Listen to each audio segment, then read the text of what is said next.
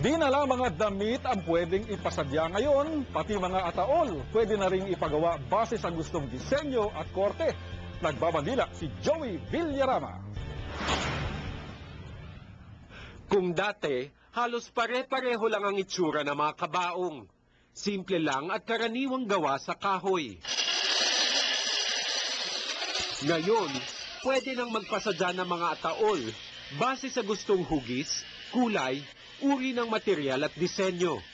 Ang tawag dito, Philippine Designer Casket, na ipapakilala sa unang pagkakataon ng Pinoy New York-based shoe at graphic designer na si Brian Tenorio. We're open to doing custom-made caskets, but as much as possible, Brian would like to stick to a design set na dignified and also something that would give respect to the person that's inside the casket. Sa unang tingin, simple lang ang disenyo ng mga handmade na ataol. Pero gawa ito sa piling bakal at kahoy.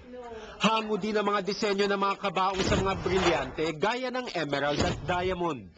Maglalabas din sila ng ataol na gawa sa abaka, ratan at mother of pearl. May mga designer earn din para sa mga magpapakremate.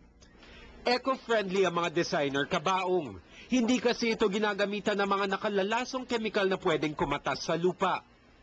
Pero may kamahalan nga lang. Dahil dito, balak na rin nilang maglabas ng murang designer kabaong sa susunod na taon.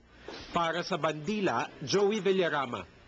At nagdaan na naman po ang isang araw ng pagbabalita.